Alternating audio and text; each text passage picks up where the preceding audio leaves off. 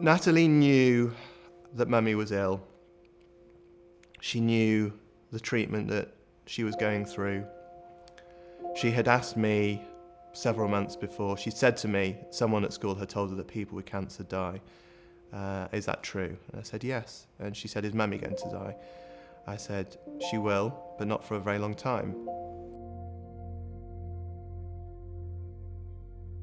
I want to tell you all about like how it came about. Yeah. So, yeah, I mean, I was just in the shower one day actually, and I became aware of a lump in my right breast, and I just thought, it can't be. And immediately the first thing that came to my mind was, I bet you've got cancer. And I just couldn't believe it. Natalie asked me to give Mummy a big kiss. I went back into her room, I gave her a big kiss. She wasn't able to communicate, but she kissed me back. So I knew she was hearing me. And within about 5 minutes she'd gone. I first was diagnosed with breast cancer in 2009. Just around the time my daughter was about 8-9 months old. At first I just thought, I'm going to survive, I'm going to be fine. People get over cancer, people survive cancer. It's not spread anywhere else. Okay, it's just in the breast, we're doing everything preventative that we can. I'm doing the surgery, I'm doing the chemotherapy. And then it was like, right, do my radiotherapy, great. And then it was onto my reconstruction, and it was like, I'm just going to get reconstructed and I'm going to live a normal life.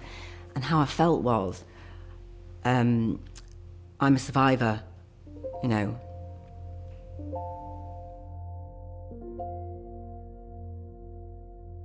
That Tuesday before she died, I told them together, in front of Rosie,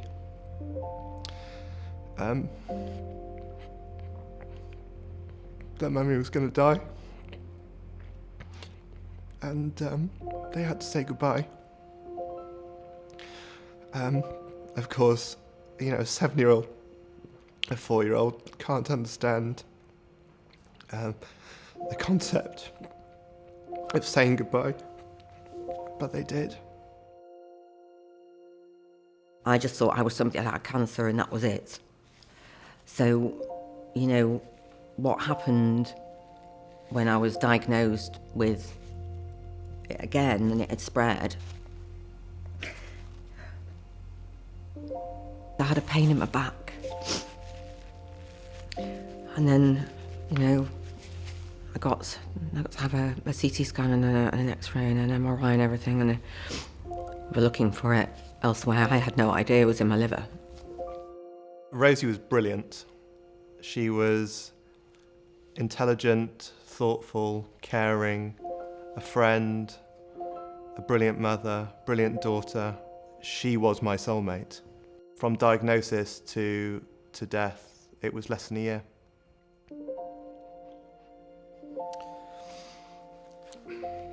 Jeff used to walk Ruby to school through the snow. And he sat on the bench in the snow, sitting there crying. And at that point, we were just really scared that I was going to die. And that was it. Natalie came to High a couple of times. We knew that the end was coming, and it would be helpful for Natalie to have a level of support emotionally that maybe the family couldn't offer. The trigger for introducing Ruby to High was because of the seriousness of my condition. Joseph will talk about missing Mummy, about being sad. He's asked me, when's Mummy coming home? Natalie, she's asked me things like, will she get cancer? Why did Mummy die? Why couldn't the doctors fix her? Why didn't the chemo work? She came, the counsellor, and actually talked through how it works. They go into school so that it's a comfortable environment that they can relate to, that they know, and that Ruby feels secure. The sessions that Ruby has are, I think they're about an hour in the school with the high play therapist in a separate room with all toys and everything out. And Ruby just gets really messy and does stuff she likes. And she just leaves Ruby to talk and then see if anything's coming out. I think for the children it's a release, allowing their emotions to pour out of them in a way that they probably couldn't do verbally. It's more continuity for us if we all see the same organisation, because everybody then works together. It's all one team, and so it's very easy to work with Chai. And so we've all picked out of it what we need. Rosie sought them out, and she met with a counsellor who she saw regularly, who helped her to think through what she was going through and to appreciate that actually Rosie was still living her life and she wasn't consumed by this awful disease. Coming to Chai to speak to a counsellor is an opportunity to talk through feelings, to talk about practical issues.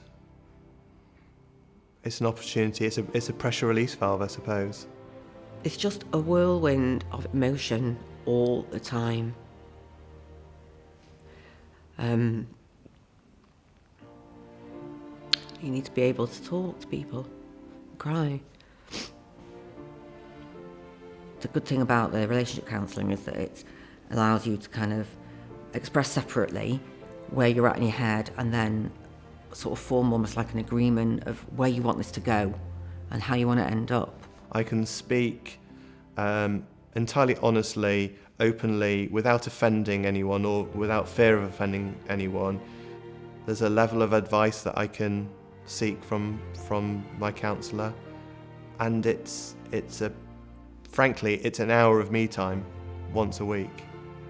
I get to have reflexology, which is my little kind of escape and pamper it.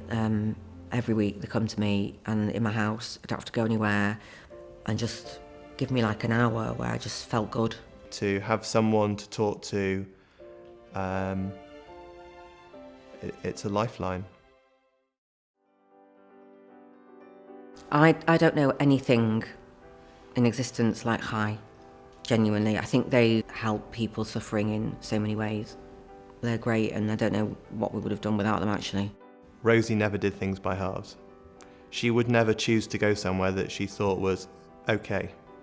She only ever wanted the very best for herself and for the family, for me and the children. When you walk into Chai, it feels homely. It feels like the sort of place you would go to with your family. Chai does feel like, it feels like family, it feels like extended family. And that's what is the nice thing about it. If you said the word Chai, what would I think? Support, care, professional, family. My mother-in-law's had both, and counselling, and my mum and Jeff and I and Ruby. So we're all using it. I think Chai's a brilliant organisation because it offers so many things. Without a doubt, if anyone came to me asking for my thoughts on coming to Chai, if they were wavering, I'd say go. It's a no-brainer to come here. I'm actually in a really good place in respect of feeling like I'm in control, feeling like I'm doing what I can. With help of Chai, I am absolutely determined to stay positive. I'm not in a cliched kind of way, but I absolutely believe that it makes a massive difference. Whether you're living through cancer yourself, whether you have a relative who is doing, whether you have a relative who's succumbed to cancer, I can certainly say from my own experience, it does feel like you're being lifted, supported, out of a dark situation. Life is for living.